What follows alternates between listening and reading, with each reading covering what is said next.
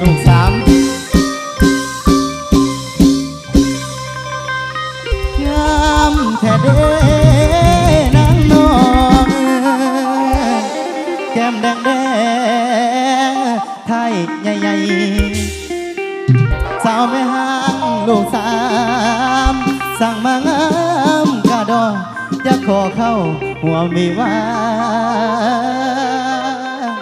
แนวว่าทางน้องล่ะเอาผัวแต่ดอกเงาไว้บ้านเขาป่าหนีไกลคือมันใหญ่เทเดนองไอ้นี่ไม้ปองสางสาวลูกสา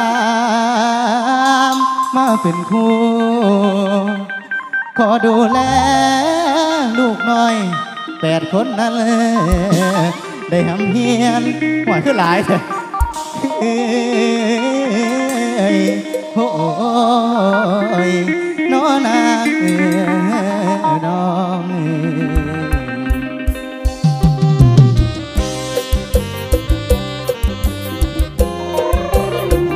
เข้ามาเด้อพี่น้องเข้ามาเด้อเข้ามาเด้อตัวตังยังว่างหลายมือนี่มือแรงแห้งมาจากทีมงานนนทมนต์กันละกันจัดให้ยังเต็มที่จะดีไม่แห้งเป็นสุขุสุขคนวานแห่มันถือฟ้าไกลเอาเมียใหม่ก็ได้ลูก3 คนบ่ต้องทำหมอกำให้ยาให้มันลำบากตักน้ำดังไฟแต่งงานแล้วมีลูกไว้ใส่มันแสนภูมิใจฮักไม่ห่างลูกสาวทางซ้ายไอ้บ่สะเทือนมันบ่ได้เตือนคือแต่ฟังเสียงขอเพียงเข้าใจกันพร้อมกันสร้างก็สุขใจแล้วเด้เจ้าโอเคไอ้ก็โอเคบ่ได้ลังเลเตรียมใจหาหน้าโอ้แม่ห้ามลูกสามน้องมีความงามสำนักเขียนมองบ่อยลอยถึงใจกระดองพยายามไปต่อก็เข้าใจเอาเองน้องเก่งเวียดเงินการสารเก่งในทุกด้านที่อายต้องการเก่งทางเวียดเงินการสารมาแต่ทำงานก็เย็นน้ำคอยรอมันกินใจตอนทำมาเมื่อยบ่ไอ้มาแข่งกระโดดถือใจยามนอนตอนกินข้าวก็มีความอบอุ่นลูก3 คนนั่งเฮียงกันใส่ลายยามใส่ก็วางไว้เมียแม่ห้างถือใจทั้งเฮียงลายสบายใจลายแนวบ่เสือร้องเอาแม่ใจแว่